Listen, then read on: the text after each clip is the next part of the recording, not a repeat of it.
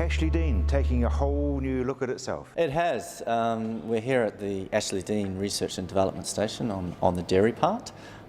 This was previously the Ashley Dean dryland farm for more than a century, and over the past 3 years, about 200 hectares of land has been developed into an irrigated dairy block with some irrigated sheep as well. It's right up there as far as processes are concerned. It is. What we've developed on the dairy part here is a facility to support farm systems dairy research, exploring options and solutions for dairy farmers to drive profitability and improved environmental outcomes. You're looking at feed systems as well as other things? We are looking at all those things. So the facilities that we've developed here are, we've got a milking shed, we've got standoff pad facilities which have various materials within them, and feeding facilities where cows come on and off the paddock for short periods of time, in line with increasing their productivity as well as improving their environmental footprint. Tell me about the standoff pads, because they've got different surfaces.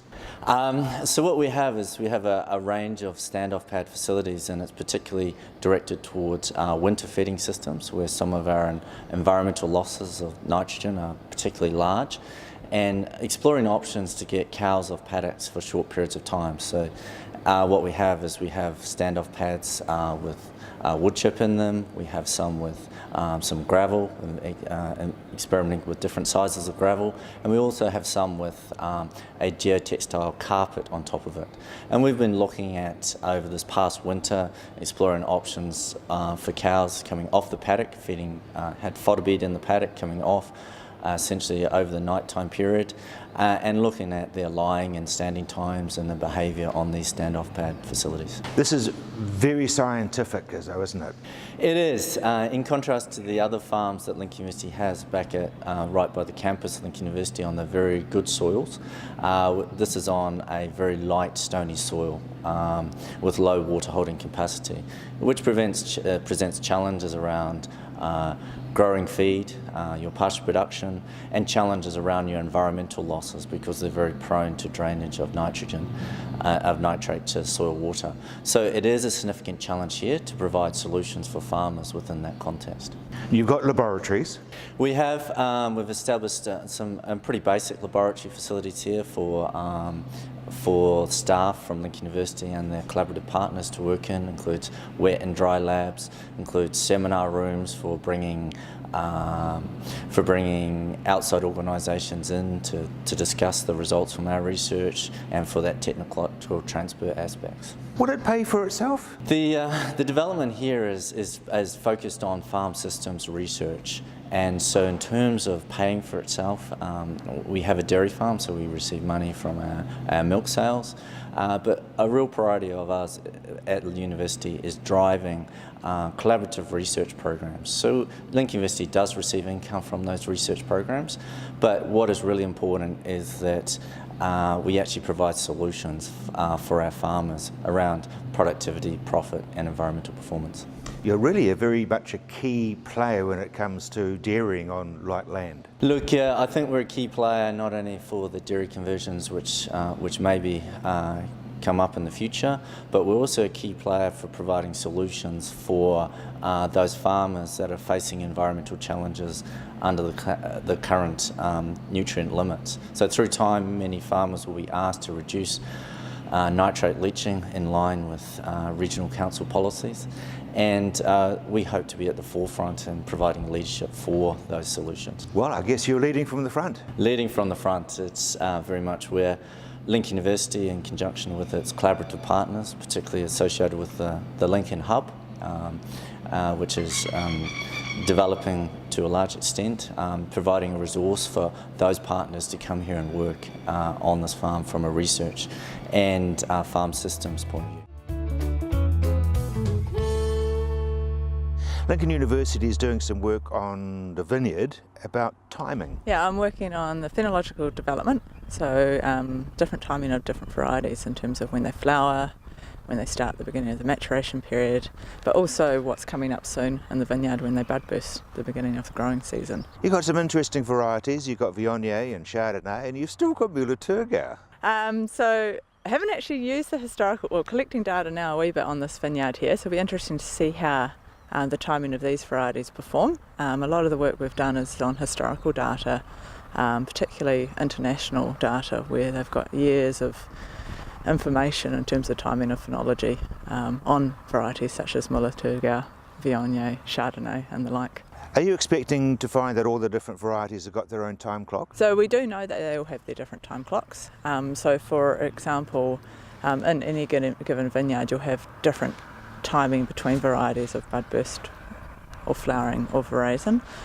So for example, Pinot Noir, it goes through flowering before, say, Cabernet Sauvignon, a variety that you'll find further up north in New Zealand. Is climate a factor? Climate is a key driver of our phenological models. So we spend a lot of time developing models to predict the timing of those key events using temperature as a key driver. So internationally that's important in the face of climate change. So there's a lot of questions. Are current varieties that we have planted now in certain regions going to be suitable in the future in that region, or do we need to start looking at varieties that are better adapted to warmer temperatures and perhaps develop later during the season? You have people like Jim Grierson who will say that the season's 10 days behind or it's 10 days ahead. So I think that's also a characteristic of cool climate viticulture.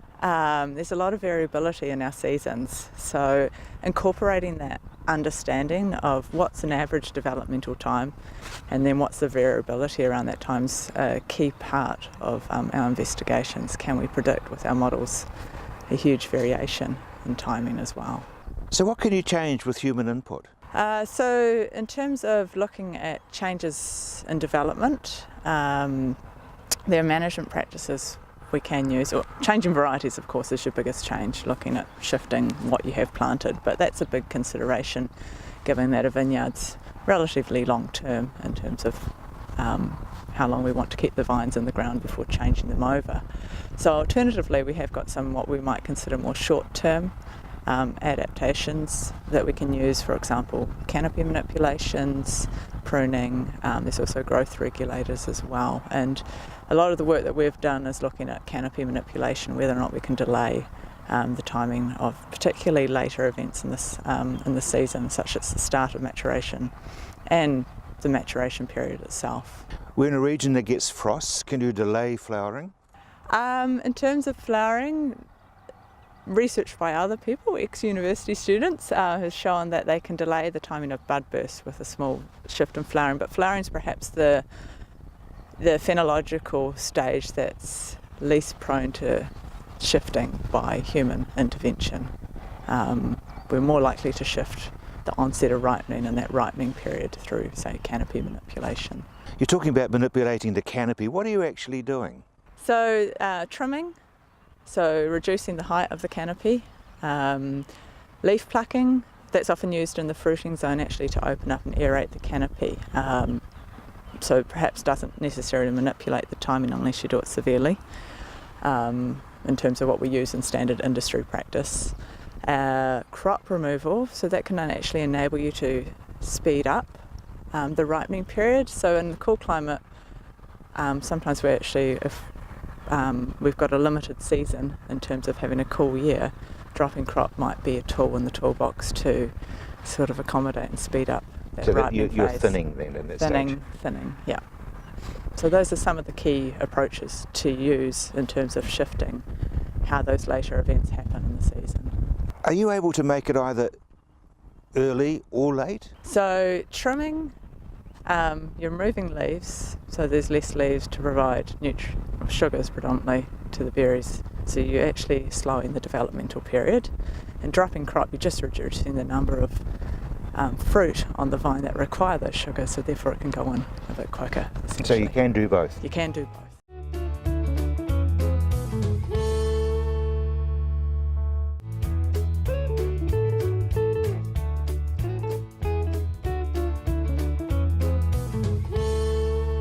Good production-wise, is a computer system that's been developed by FAR.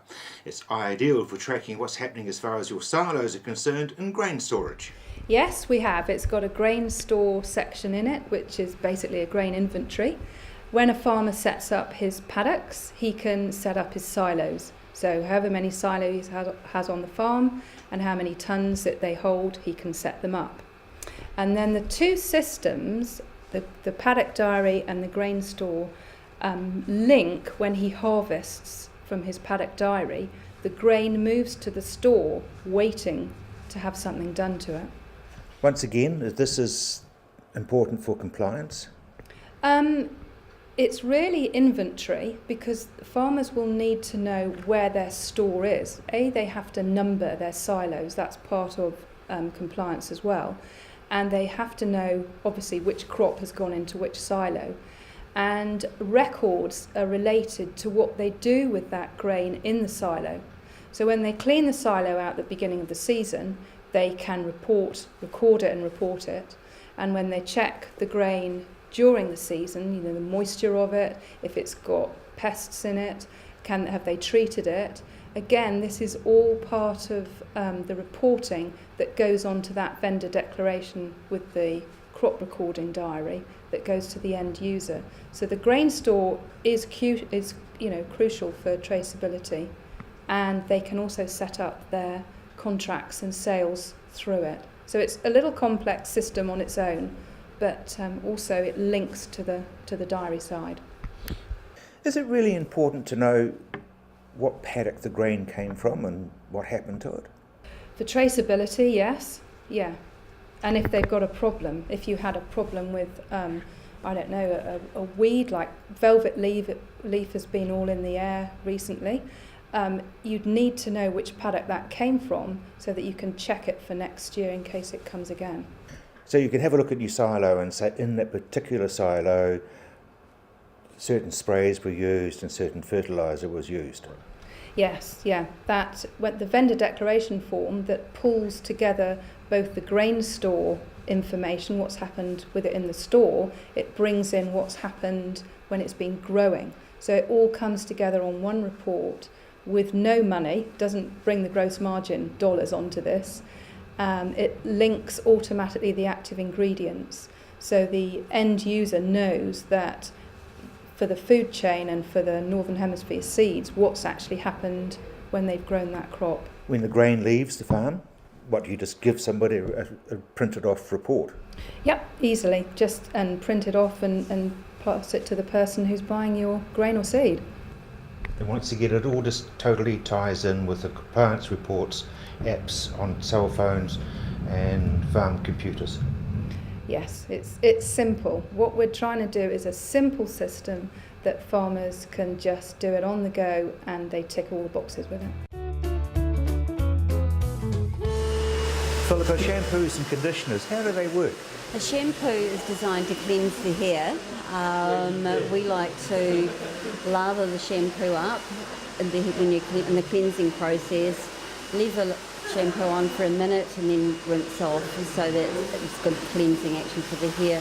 With the conditioner, conditioner is designed to shut the top layer of the hair off, which is the cuticle layer, smooth it down so we get really hydrated, healthy, shiny hair.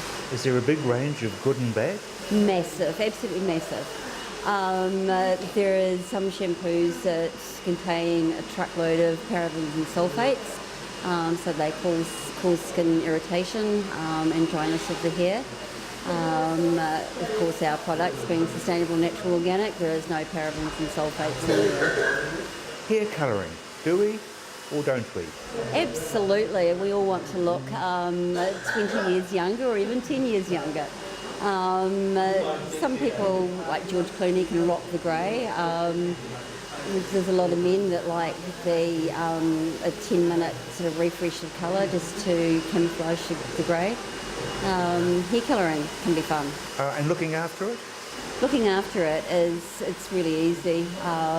You always purchase a product that's got UV filters in the conditioner.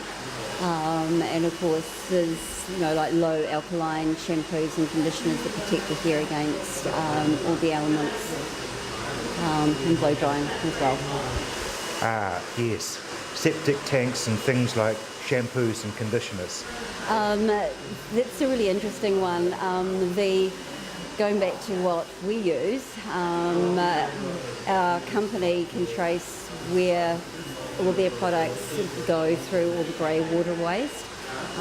So it's perfectly harmless in our waterways and septic tanks because it's a sustainable, natural, organic. So you're suggesting you don't buy on price? Absolutely not. We buy on quality and what we can do for our environment. How often should we be getting our hair cut? So on average, hair growth, it's 3/4 of a centimetre every 6 weeks. So, we generally recommend every 5 to 6 weeks. With some men that we have, they like to get their hair cut once a week. So whatever floats the boat really, and how you want to look. And what happens to the people with very, very long hair? What happens there, and that's it, they tend to get split ends. Some people, even the split ends form a form of like dreadlocks, and the hair starts matting together. So generally, a nice trim every 6 to 8 weeks so it keeps the ends healthy. Do we as a nation look after our hair?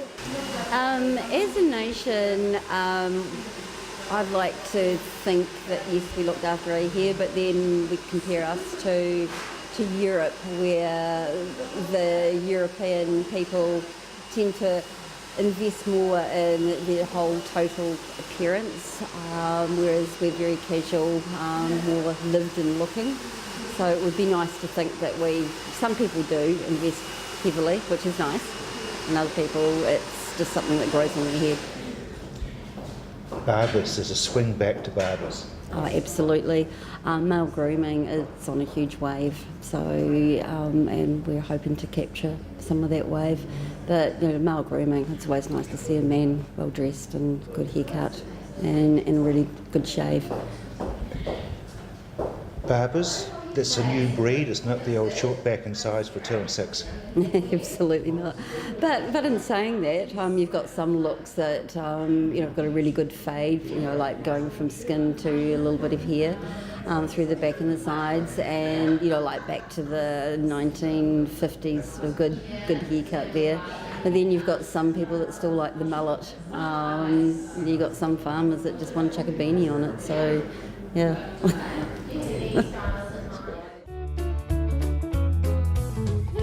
Now, brown fat is still very important. Yeah, brown fat and lamb's still important. We're really interested in lamb survival still. We think that that's one of the areas where we'll get increase in productivity.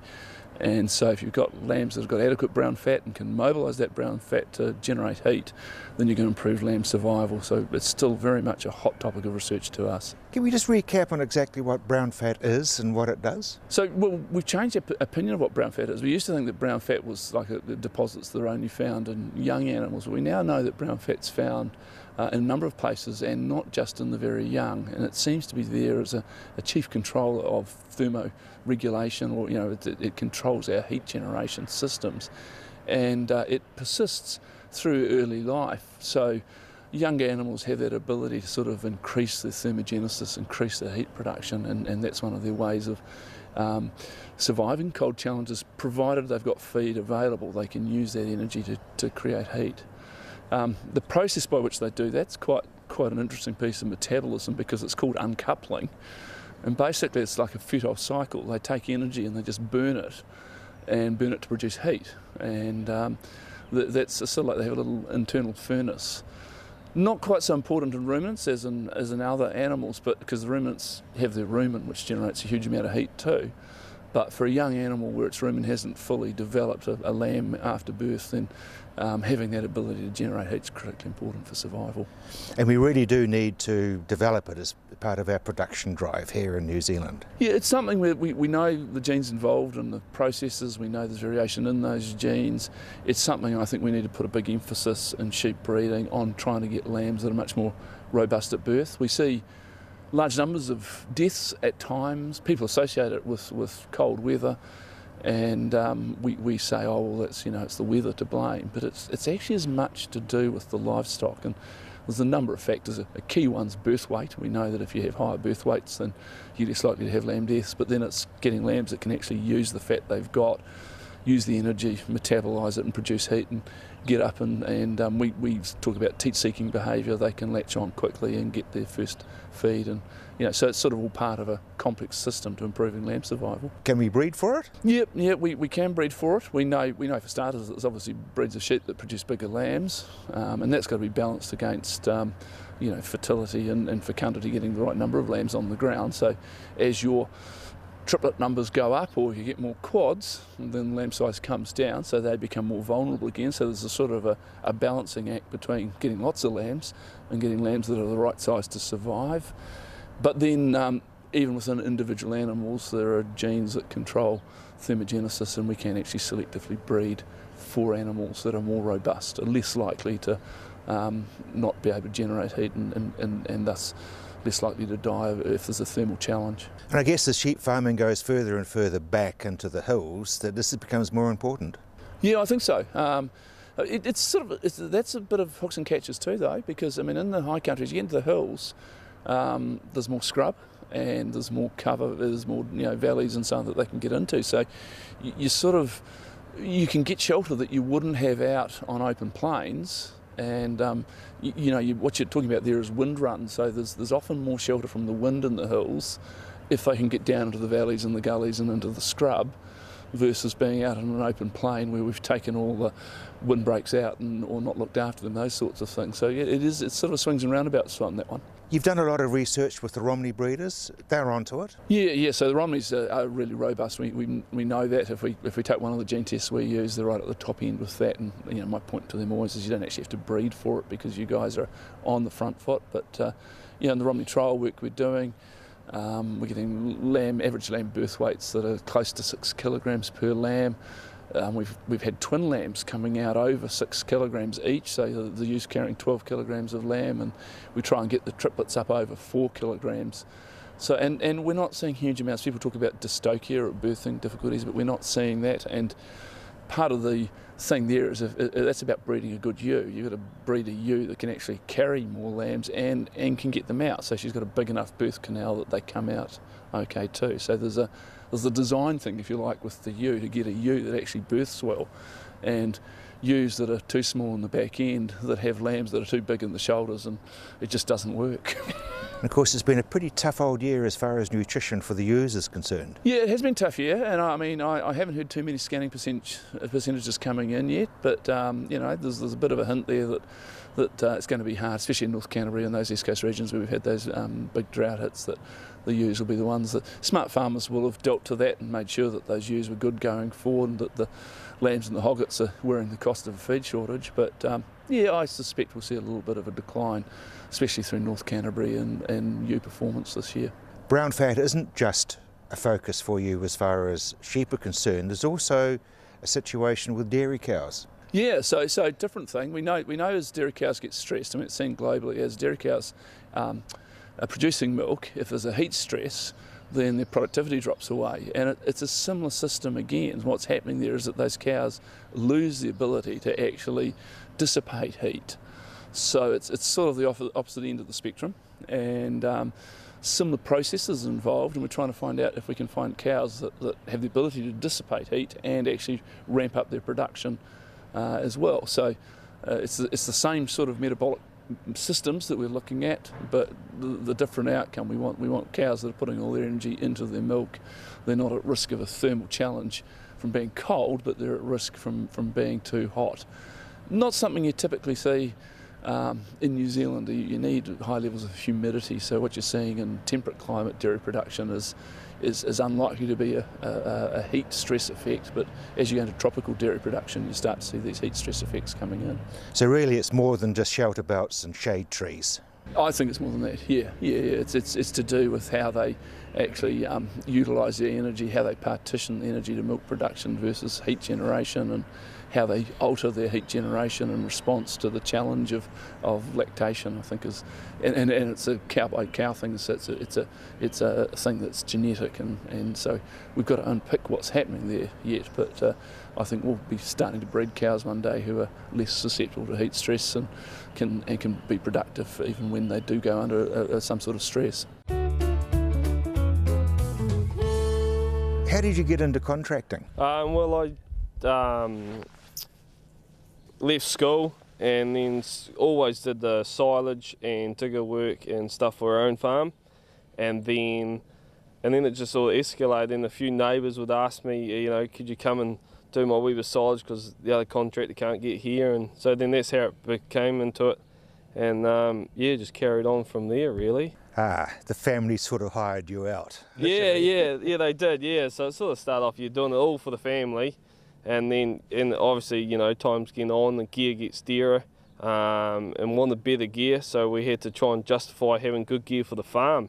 And so we went out and tried to just do a wee bit to help justify having good gear, yeah. So really your whole operation is working with the family property and the family businesses? Oh, definitely, yeah. Like, at the end of the day, we are all family, and I do all the farm's silage and digger work. But yeah, like, and if the farm needs me, I'll be out there helping feed the cows, you know, in the weekends and stuff. And then, you know, when I get stuck, which is quite often, Andrew and brother and the old man come and drive a truck or tractor for me when I'm busy, and yeah, we're working real well together, yeah. So no doubt you're pretty good at making silage because you grew up making it. Yeah, oh definitely, yeah, and, you know, like learning off the dad and grandfather and, you know, all of those guys, you know, over the years is, yeah, that's how I got to where I am and know how they want it, because having their own farm, they told me, you know, we want the best silage you could possibly make. And if you don't do it the best, don't do it at all. And so that's how we got to that, and yeah, that's how it's become, yeah. Now your gear isn't colossal, but I guess that's an advantage. Oh, it definitely is, yes. Like, our gear's not massive out there nowadays, but we have grown since where we started, but we not big like some of the other contractors, because there's a lot of small farms around Rangiora, and they don't have the big paddocks like out there, and so we sort of fit into them nicely, you know, because quite often we'll just go to a wee dairy farm and do, you know, a day's work, just make a wee silage pit and then move on, and being able to fit around them in between their schedules works really well for us, yeah.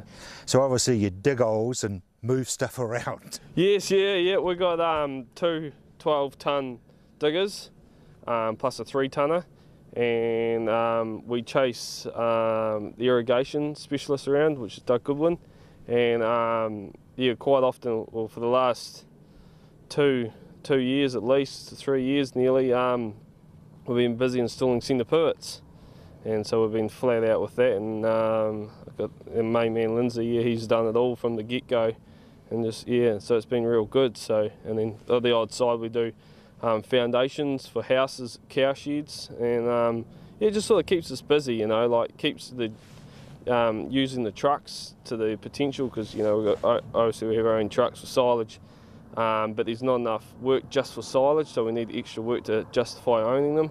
So that's when that sort of comes in, chasing the diggers around, and yeah, it works really well, yeah. You're still a small unit? Yeah, still very, you know, out there we're still quite small. You know, at the moment there's only 3 of us working, but it's good, you know, we're still small, but we can still take on reasonably sized jobs, because I've got a lot of staff I can just call upon one night and they'll be here the next day, so it works in really well, yeah. I was going to ask you about the silage season, because you need a lot of hands when you hit that. Yes, definitely, yeah.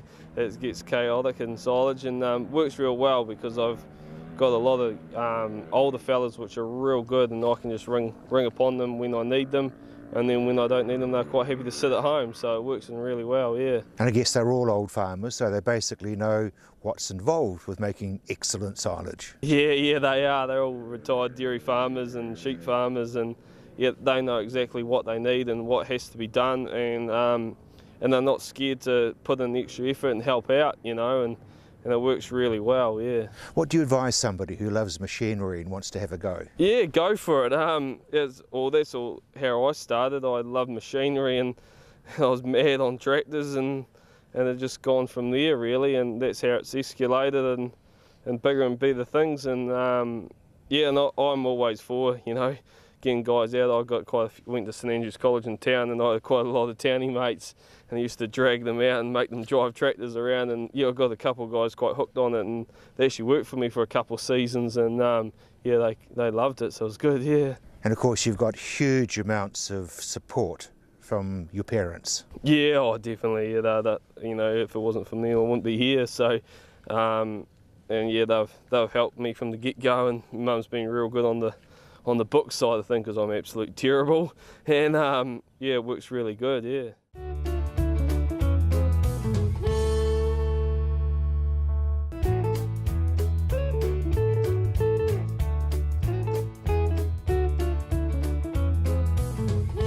First question is really quite simple. What is it that we're going to be doing?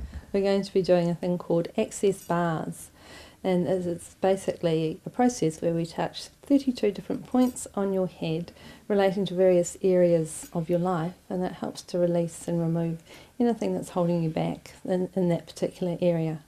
Like for instance, up here is the money bar, so if you've got any worries, any concerns, any issues about money that you're willing to let go or not willing to let go, you're able to change things there much more easily without having to deal with analysis and a huge amount of thought.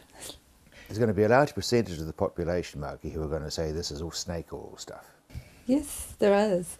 However, there's a neuroscientist in the States that experienced this process and was so taken with the results that he got from it that he's doing a scientific study about it, which proves that it actually does what we say it does.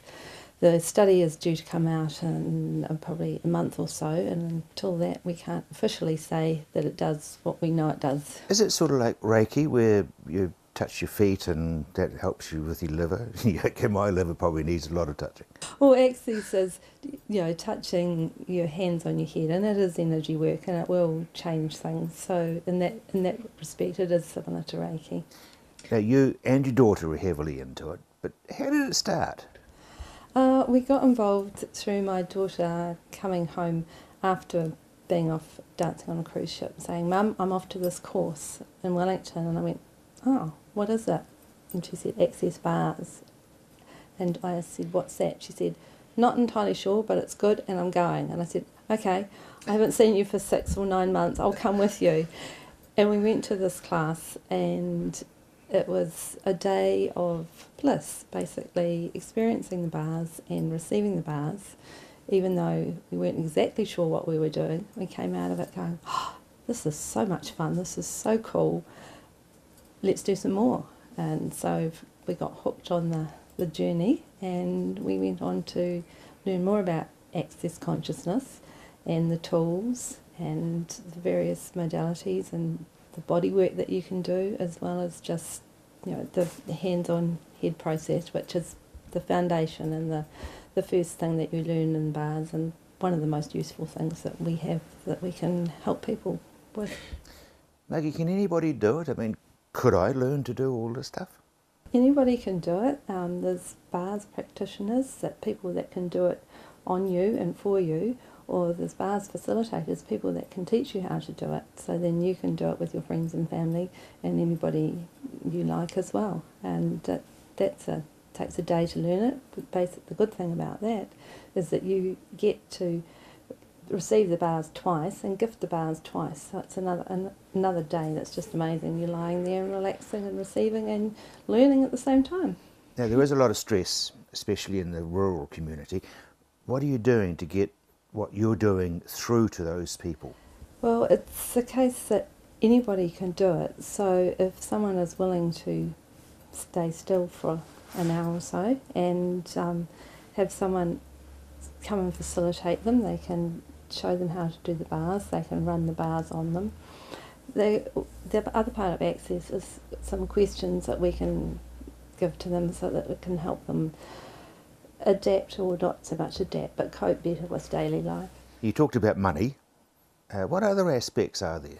There's money, there's body, there's sexuality, there's the earth, our connection with the earth. Access is really big on connecting with the earth and treating it right and being aware of the earth and what the earth is asking of us as well as what we're asking of it. So that's So I suppose in modern computer terms it's defragging. yeah, defragging your brain. That's just a really good way of putting it. It gets out all the junk and then we press the save button at the end, and that can keep all the changes that we've made so that you don't revert back to old patterns and old things. I tell you what was really interesting, because at one point you did something or other and both my fingers really started to tingle. And those are the two fingers that I type with, and I'm afraid I'm a heavy typer. Well, the fact is that all parts of our body are linked, and this is energy work, so it shows up in different areas and different parts of our body depending on where we've stored things. We tend to stash pain in various parts of our body and different experiences in various parts of our body, and this energetic work helps to release that and allow the energy to flow and things to change for you. And maybe you're going to be typing faster now, Rob. So how often should somebody get a treatment? As often as people want to.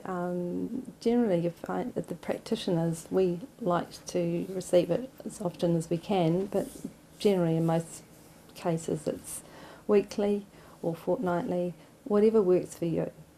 And local practitioners often have bars swap evenings, so people can come along and trade bars. So you've learned how to do the bars, you come along, a whole lot of different people are there, you trade bars with me tonight, the next week you might trade with someone else.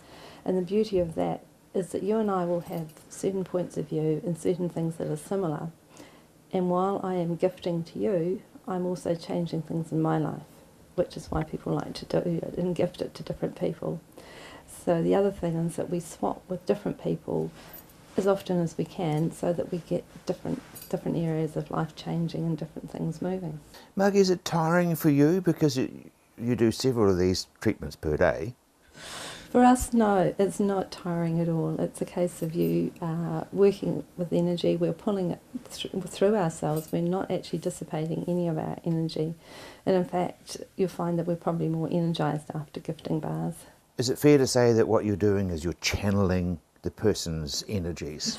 I'm not sure quite how to describe it, Rob. It's a case of we are just gently touching your head so that I think your own energy is probably stimulated. We can also ask for more energy to come from the universe, being asked to add energy in if people need it, but generally most people have energy, and once it's flowing and unstuck, then life changes considerably. And it's got nothing to do with religion?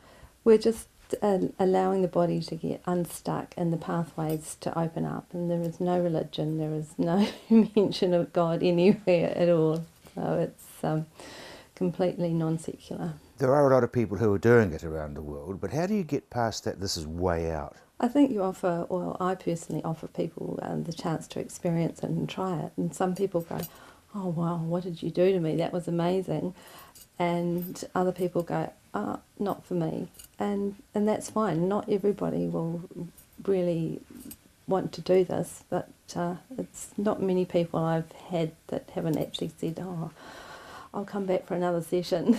I guess it's a bit like hypnosis. Some people can go down and other people refuse to.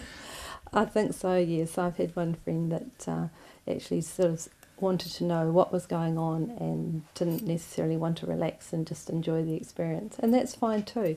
There's no right or wrong thing to do when you're having your bars run. You can talk, you can be quiet, you can watch TV. The only thing that we don't do is have music playing, because we tend to associate things with music and it can lock us into various memories and things that then we can't let go and can't change that. And it is worldwide, and it really is catching on? It is. It's in 170 odd countries all around the world. People just love the processes and the tools that it offers and the ease that they have with their lives.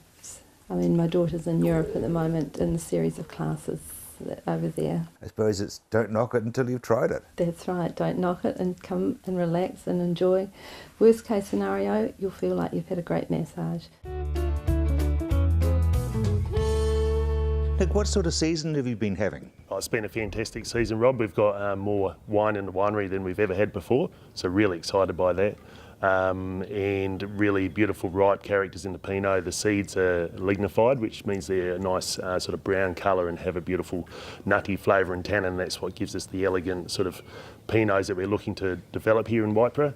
The whites have got beautiful acid and length. So we've got a very excited winemaker in the winery, which is always good. If the winemaker's got a sad face, we all start to worry a little bit, but he's sort of still skipping around the winery after doing nearly 12 weeks of constant work. So yeah, really excited about Vintage 16 for us. So there's quality and quantity. Yes, yeah, exactly. Sometimes it's a little bit of a, I guess, sometimes when the yield is down, the quality's higher and vice versa. And that is a good rule of thumb sometimes, but in this season, particularly, it's just been such a fine autumn. We had 3 mils of rain over vintage, which obviously has other repercussions. A drought's not good for any plants or animals. But for that critical period over harvest, beautiful for us, and just we were able to get everything off just so clean and beautiful. It's really looking awesome. Have you got another champion Pinot Noir coming up through? Yeah, well, time will tell. These wines are now in a barrel, and they'll go through winter, just sort of sitting quietly in a barrel, go through Malo in the spring, and then be bottled just before and after the next vintage, depending on which brand it is and which wine we've made. And then it's quite a long time, another 6 months or so, until we really start looking at them. So, yeah, a little way away, but we're quietly hopeful of some really great wines in a bottle. Now, you said something interesting in that sentence about what happens in the spring. Oh, yeah, malolactic. So at the moment, the wines are in the barrel. They've gone through primary fermentation in the yeast. We use all wild yeast. We don't introduce any commercial yeast into the wines. So they've converted all of the sugar to alcohol, and one of the byproducts, well, 2 of the byproducts is alcohol and carbon dioxide. Carbon dioxide blows away, and obviously the alcohol's retained.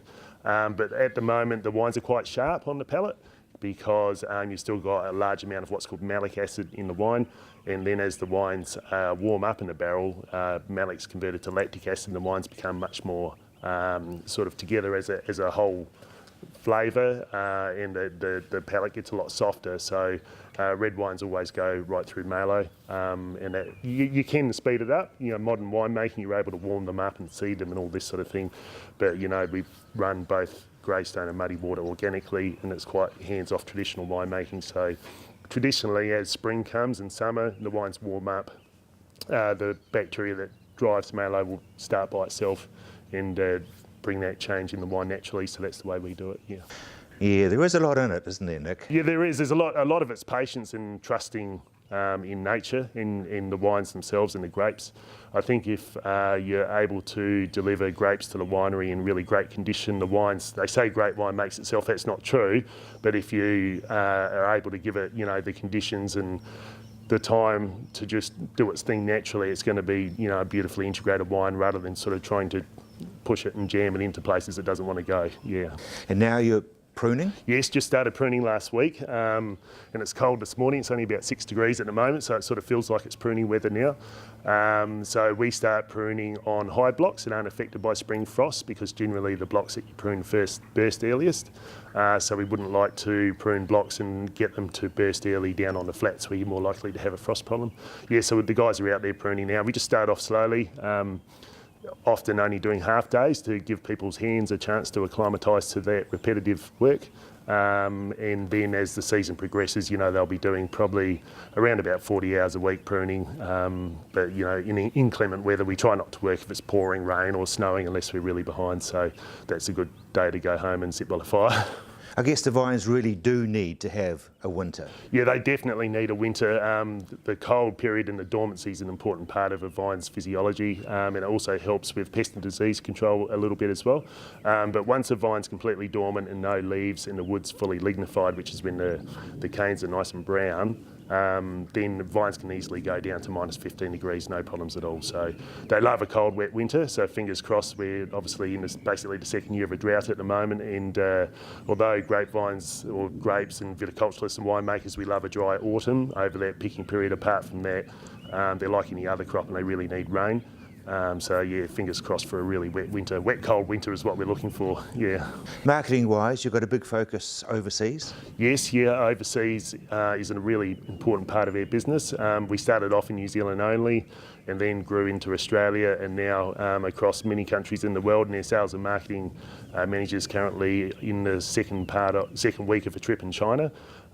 So yeah, it's been really interesting learning about the different countries' requirements and even their trading terms and their traditions, and you know how you deal with a Chinese wine buyer is completely different to how you would obviously deal with someone in Nantucket or something like that.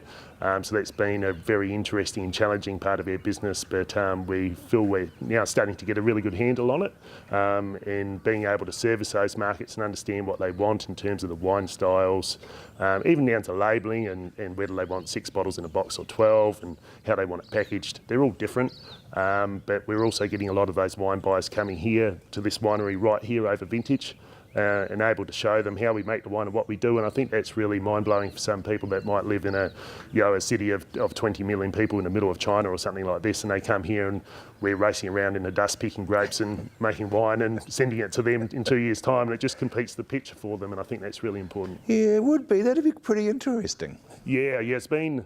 People often say at the end of it, oh, thanks for taking the time to show us around, but it's no problems at all. One, we enjoy it and it makes you think about your business in a different way, but also we know that when people come here and have a really personal experience and we spend time with them, you've basically got a brand ambassador into the future, and they go out and if they're faced with a purchasing decision in the future and they see Greystone Wines, that's the one they're going to choose, or Whiteper or New Zealand, it has a broader sort of context as well. So although I work for Greystone Wines, we're a part of Whiteper in North Canterbury and we're a part of New Zealand. So I think one of the strengths of the wine industry is not really, I don't think there's a lot to be said for competing head to head. We need to work together. We're such a small producer in the world. So, New Zealand as a wine producer, our strength is really in presenting a good face to the market in the globe, yeah. Nick, we've come a long way from people having a dream about drinking their own wine in the evening, and all the plans and budgets were done on the back of an envelope. Yeah, that's right. Yeah, that's right. That's the way these things often start. And then necessity means that you have to start getting a little bit more business driven, I guess, and working out where our costs are and how things work. And that's also been a learning curve for me as well, because I came here from Australia in 2004 to plant a vineyard and grow the vineyard. And that's sort of what I specialised in back then, but also has been really great to learn more about what drives the business forwards and what its costs are and cost of production and where the profits are to be made and where they're not as well. We've, like all businesses, we've made some mistakes, but I think the important thing is to learn from those mistakes and identify where the strengths of your business are and really work on them. And one of those is the people. What people have you got, what people do you need, get them around you. You can't go anywhere without great people. And I guess you're importing some. You've got people who are coming from overseas to help you with the vintage? Yes, that's right, yeah. So every vintage we have what we refer to as interns, but they're paid cellar staff. We usually have 3 to 4 from overseas. So this year we've had a guy who's actually a sommelier from Paris in France, which has been an interesting experience. He's so passionate about wine and waves his arms around a lot while he's working.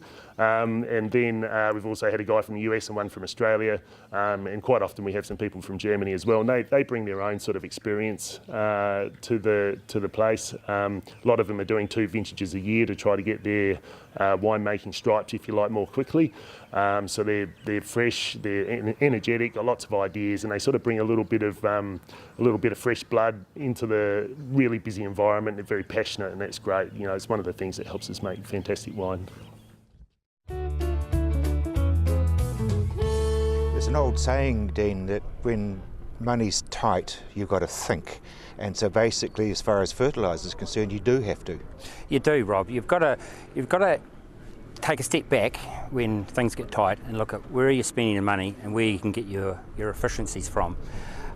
What we're finding out there at the moment is that in these tougher times, having the chance to actually look at your whole business and analyse where your costs are coming in and where you can start to make those efficiencies. In terms of the fertiliser side of it, we see in a lot of cases that there has been over the years probably a lot of excess nutrient that's been applied and hasn't been really used to its full potential. probably because in a lot of cases the whole system, biological system, the soil system isn't able to trap that nutrient and use it efficiently. So by just taking a step, looking at the bigger picture and saying, well, what can we do to improve on our soils and our soil biology and get the pasture working more efficiently, you can start to throttle back on some of those nutrient inputs you've been putting in. People do overlook the soil, even though we know that that's what the plants feed off. Absolutely. I mean, we've got into a habit of really looking at what the plant needs and what the animal needs. But the reality is none of that starts without a good soil. And within that soil there is a whole ecosystem of microbes and worms and a lot of things that we can't see and what we don't believe is there.